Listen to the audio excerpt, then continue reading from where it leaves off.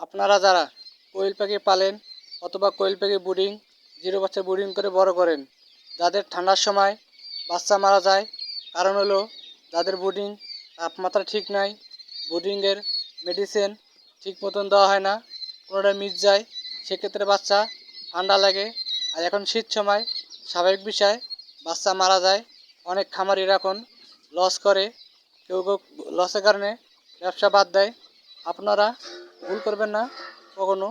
এখন শীত সিজন, বাচ্চার ঠান্ডা লেগে থাকে, আপনারা সতর্ক হবেন। যদি বাচ্চার বোর্ডিংয়ে হিট ঠিক থাকে আর বাচ্চা কোনো মেডিসিন যদি মিস না যায়, আপনারা সকল মেডিসিন ঠিক মতন খাওয়াবেন, সেক্ষেত্রে বাচ্চার ইনশাল্লাহ কোনো সমস্যা হবে না। যদিও ঠান্ডা লাগে, আপনারা আগে থেকে ঠান্ডার ওষুধ খাওয়াবেন, ডক্সিভেট অথবা মাইক্রোনিট, দুইটাই এক লগে করে 1 গ্রাম করে খাওয়াবেন 1 লিটার পানিতে। ইনশাল্লাহ আপনাদের বাচ্চা সুস্থ থাকবে।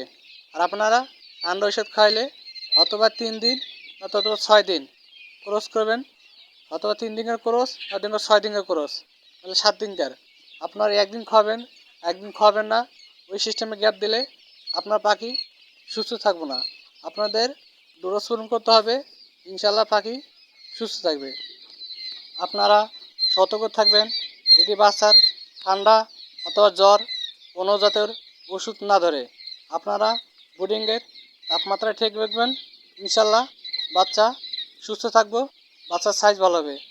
আমাদের বাচ্চার বয়স আছে রানিং 12 দিন, যেটা ভিডিওর মাধ্যমে দেখা পড়তেছেন। মাসাল্লাহ দিলে আমাদের বাচ্চার সাইজ সুন্দর আছে, মাসাল্লাহ বলবেন আপনারা। সাইজ আমাদের দেখতে পাচ্ছেন ভিডিওর মাধ্যমে, সাইজ 12 দিনকার বাচ্চার বয়স। একটা সাইজটা আপনারা দেখতে পাচ্ছেন, সব 1 প্লেটের বাচ্চা। আপনার এই মতন বাচ্চা বানাইতে চাইলে বাচ্চা ভালো বাচ্চা আপনাদের এ গ্রেডের জিরো বাচ্চা নিতে হবে। যদি বাচ্চার কোয়ালিটি মেনটেন রাখতে চান, ভালো সাইজ করতে চাইলে আপনাদের যে কোনো জায়গার থেকেই ভালো জিরো বাচ্চা এ গ্রেডের বাচ্চা সংগ্রহ করতে হবে। সেক্ষেত্রে আপনারা এ গ্রেডের বাচ্চা নেবেন, যেখান থেকে বাচ্চা নেবেন এ গ্রেডের বাচ্চা নিলে আপনাদের বাচ্চার সাইজ ভালো হবে, দুরন্ত বড় হবে, বাচ্চা দেখতে মাসলা দিলে সুন্দর লাগবে।